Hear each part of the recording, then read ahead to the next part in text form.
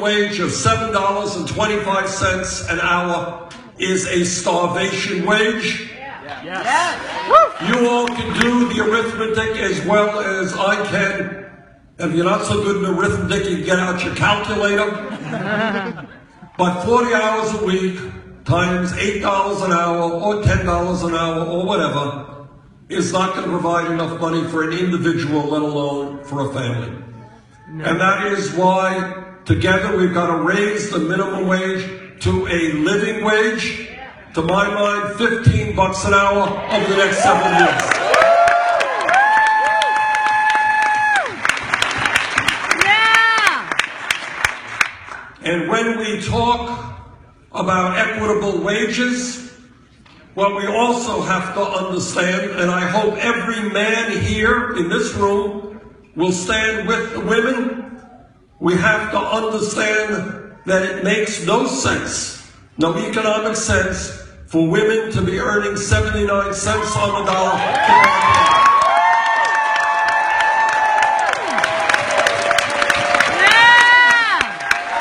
So men, stand with the women, and we are going to bring about pay equity for women workers, equal pay for equal work in America.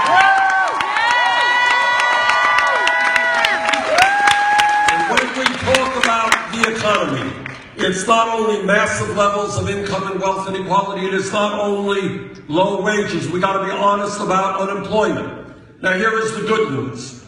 The good news is that we have come a long, long way since George W. Bush left office. Yeah. When Bush left office, we were losing 800,000 jobs a month. We had a $1.4 trillion deficit, largest in history. And oh, by the way, my Republican friends seem to just forget about it, kind of slip their minds. Oh yeah, the world was on the verge of a major financial breakdown. Other than that, we were in pretty good shape.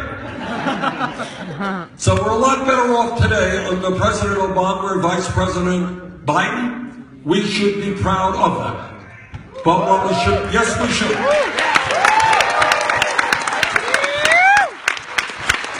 But we have got to be honest. We have made real progress in 7 years. And we're not going back to Republican trickle-down economic theory. But here is a reality. Every month, federal government comes out with reports on unemployment. What you see on the front pages is official unemployment, 5%. How many of you believe that real unemployment in America is 5%? Hell no! Well, that's about right. Real unemployment, as opposed to official unemployment, includes people who have given up looking for work and people who are working part-time when they want to work full-time, 20-hour-a-week jobs, 29-hour-a-week jobs. Add that together, real unemployment is about 9.9%, almost 10%. And here's something that we never discuss. I try to get discussion on it, but I'm not succeeding. And that is youth unemployment in America, the kids who graduate high school. You know what those numbers are for those kids? If the kids are white, between 17 and 20, who graduated high school, white kids, 33% unemployed. Wow. Latino kids, 36%. African American kids, 51%. And we don't talk about it. Don't talk about it.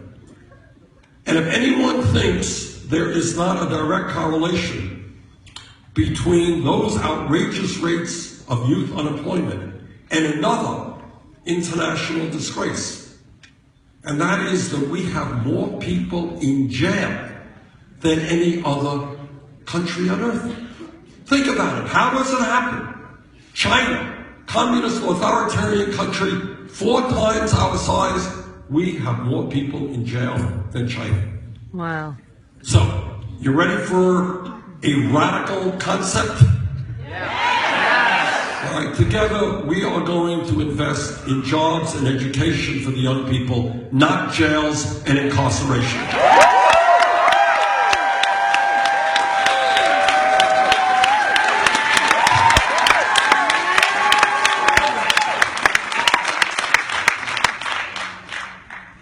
Our vision together is to create the best educated population in the world, not a country which has 2.2 million people in jail at an expense of $80 billion a year. We can and will do a lot better than that.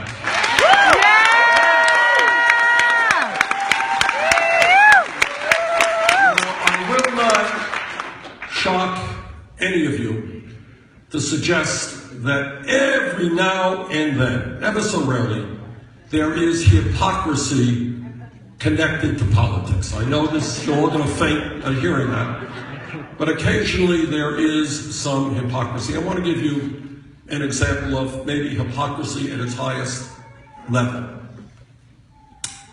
We have a number of Republicans running for president of the United States, and they're all running around New Hampshire. I guess you can't get a cup of coffee without running into one of them in a diner. And many of these Republicans speak very passionately about family values, how much they love families. I would hope and expect that every person in this room understands what they truly mean by family values. And what they mean is that every woman in this room, every woman in this state, every woman in this country should not have the right to control her own body. I disagree.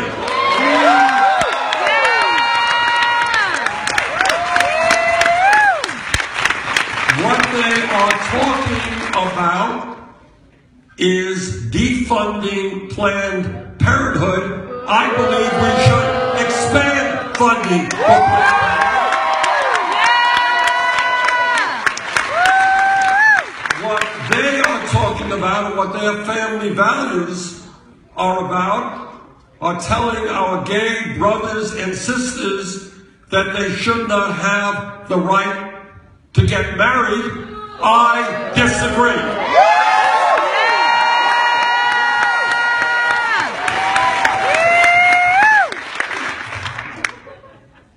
Now, when I talk about family values, and my wife Jane and I have been married 27 years, we have 4 kids, just met my oldest son.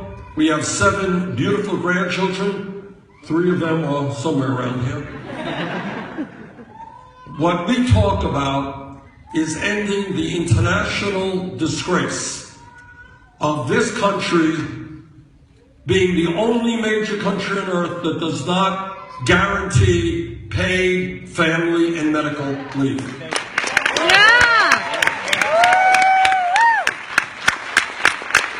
In America, uniquely among major countries, when a woman has a baby, she should not be forced to go back to work in 1 or 2 weeks because she does not have sufficient income.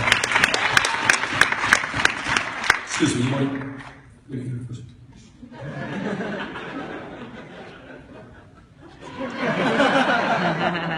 Take pictures of the audience. They'd like to. This is America. And a woman, just because she is working class, just because she is low income, should not be forced to be separated from a newborn baby. What sense is that? No sense. It's no sense. It is wrong. And together what we are going to do is pass the legislation currently in the Senate and the House, which guarantees 3 months of paid family and medical leave. And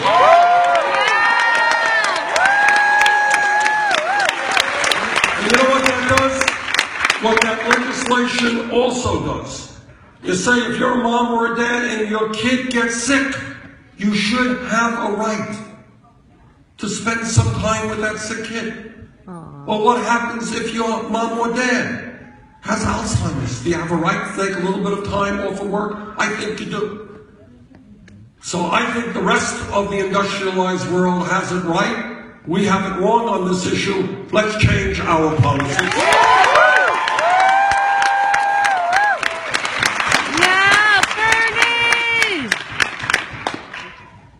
You know, when pollsters call you up, and in New Hampshire they call you up a lot, and they ask you, what's on your mind?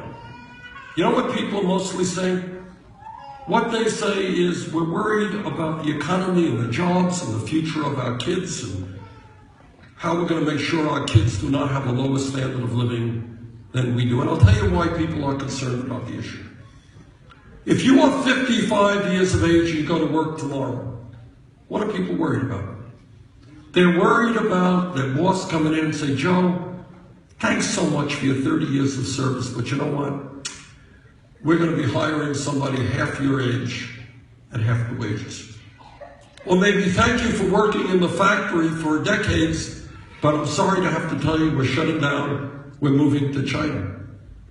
Or maybe you are a college graduate struggling with student debt and you can't find a job commensurate with your education. Maybe you're a high school kid, graduated high school, you can't find a job at all. So it seems to me as kind of an economic no-brainer that when we have real unemployment close to 10%, youth unemployment off the charts, that it is appropriate for the federal government to launch a massive federal jobs program to create millions of jobs that the American people need.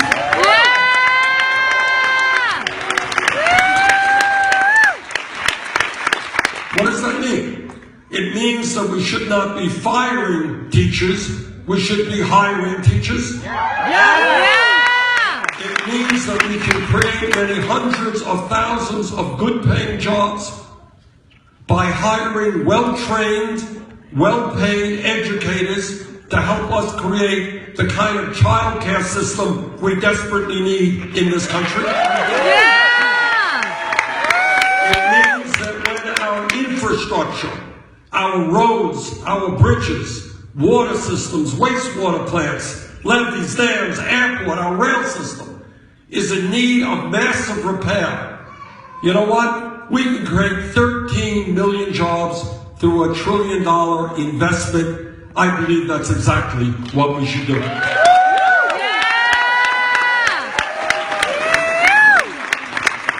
Now, my critics have been saying, well, Bernie's ideas are really nice, they're great, but, you know, how is he going to pay for them? They're just idealistic, utopian ideas. Let me tell you how we will pay for this idea. Right now, there are large, profitable, multinational corporations who make billions of dollars a year. They stash their money in the Cayman Islands, Bermuda, and in other tax havens. And in a given year, some of them pay 0 federal income taxes. 0. You do away with that one loophole, we raise $100 billion a year, we invest that money in infrastructure, we create 13 million jobs. That's what I think this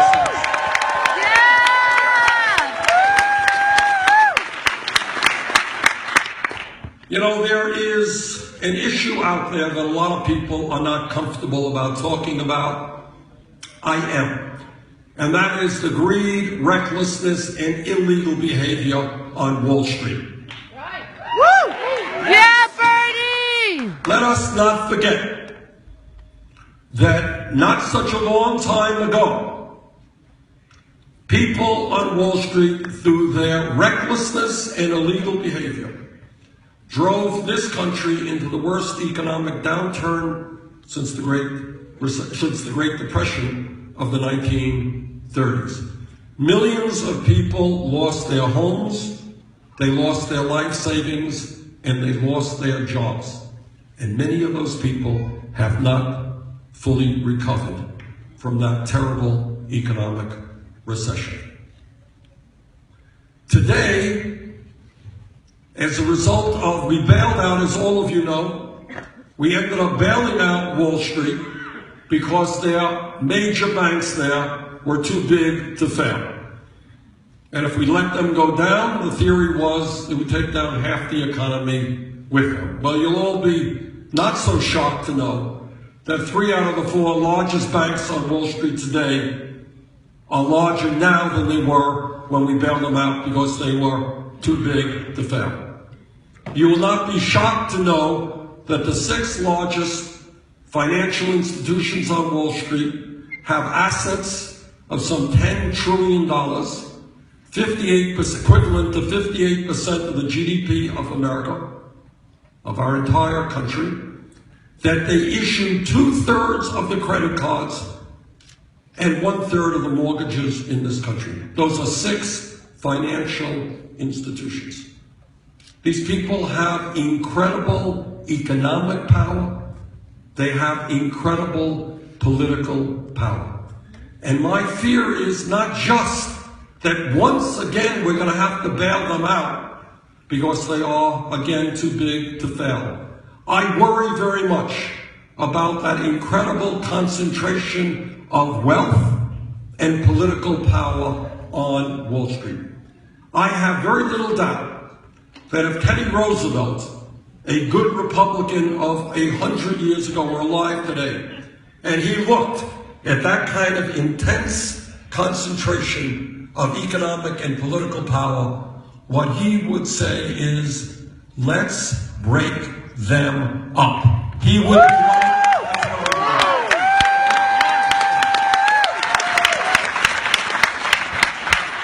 And when we talk about the reality of America today and why so many people have given up on the political process, last election, 63% of the American people didn't vote, 80% of young people didn't vote, majority of working people didn't vote. Why are people giving up on the political process?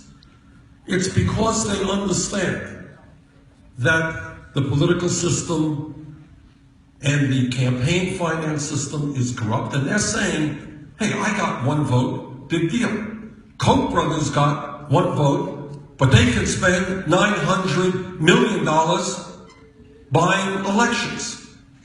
Who cares about me and my 1 vote? Anyone listening to my pain? Worry about my kids?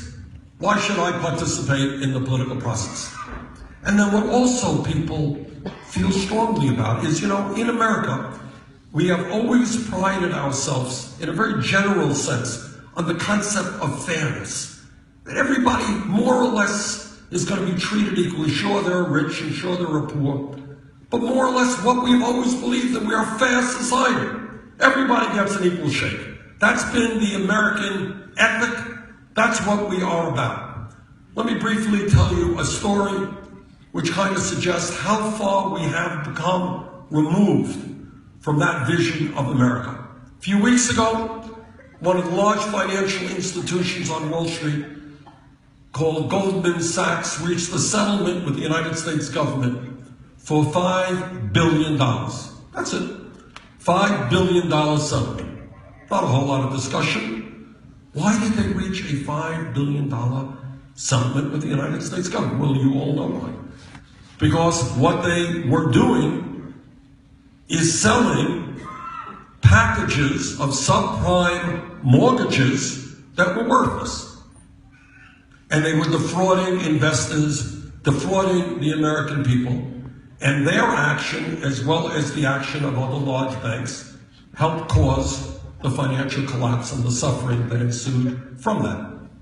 $5 billion settlement. That's point number 1. A fraudulent financial institution. Now, people don't say that. Bernie, are you saying that the business model of Wall Street is fraud? Yeah, as a matter of fact, that's exactly what I'm saying.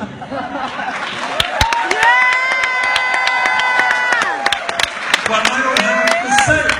The facts speak pretty clearly. Bank after bank reaches a huge settlement with the United States government. Goldman Sachs actually one of the smaller settlements. They only paid $5 billion. Others paid more. Now you tell me what that means. But there's the second point that I think people feel very frustrated about. And that is the political power of Wall Street. It's not just that they spend billions of dollars to get deregulated. And I was one of the leaders in the House who fought against that deregulation.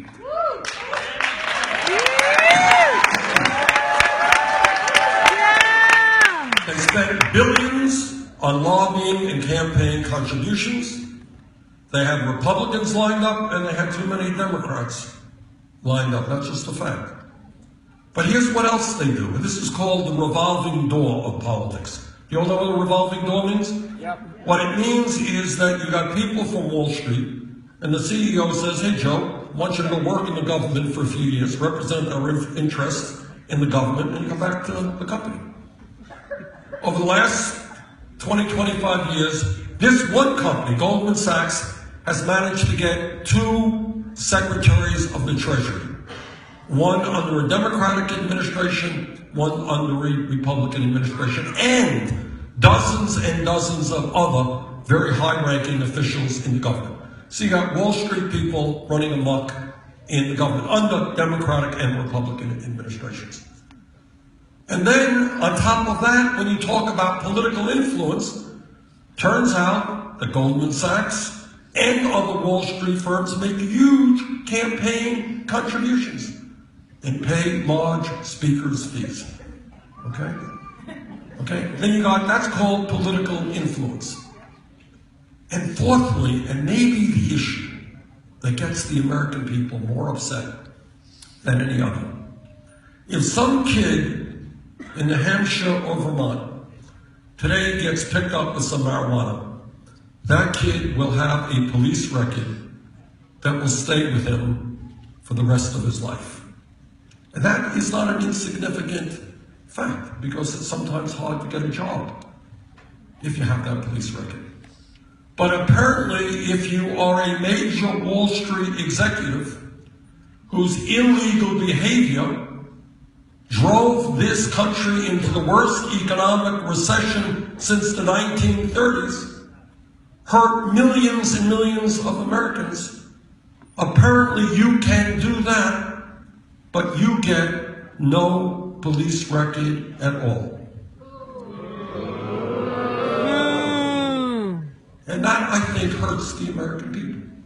Because what we have always been led to believe in this country is that we are supposed to have equal justice under the law.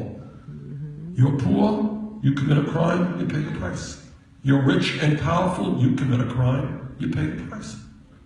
But everybody understands that today that is not the case. So, in truth, what we have now is not only banks that are too big to fail, you have bankers who are too big to jail.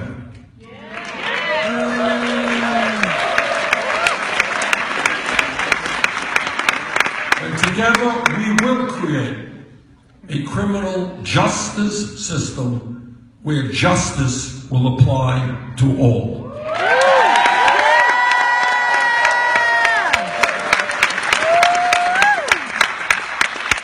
Now, whatever your issue may be, job creation, pay equity for women workers, raising the minimum wage, rebuilding our crumbling infrastructure, climate change, whatever the issue may be, what I will tell you is there is one issue out there. Oh, God.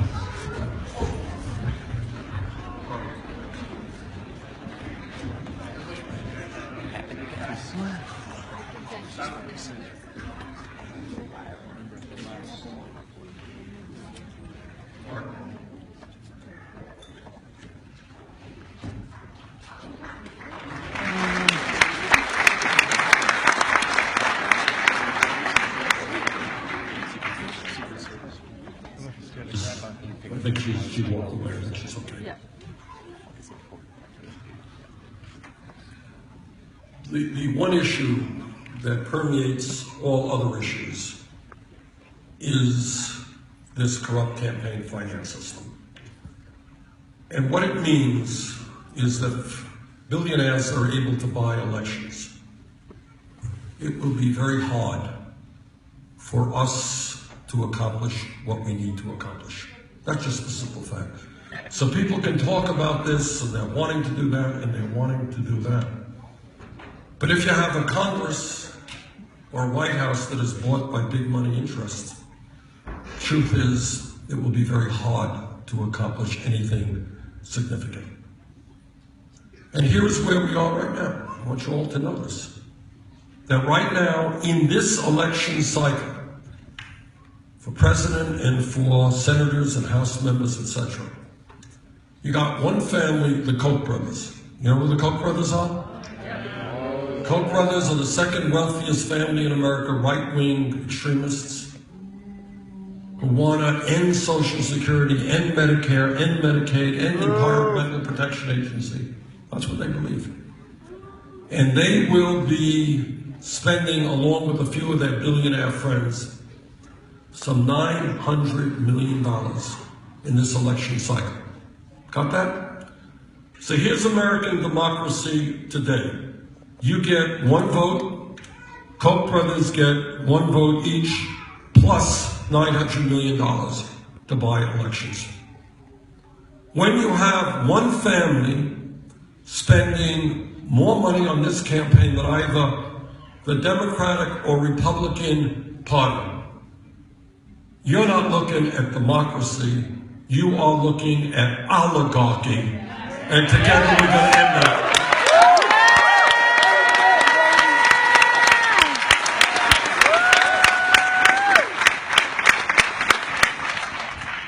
What this campaign is about is asking people to look beyond the status quo. You know, one of the aspects of human nature that we all, you know, it's part of all of our lives. We see somebody homeless out on the street, we say, well, there's somebody homeless out on the street. We see parents, working class people trying to find decent, affordable childcare, can't do that. We see people working longer hours for low wages. Well, that's just the way it is. That is not just the way it is. All right? Public policies created those situations. Public policies can change those situations.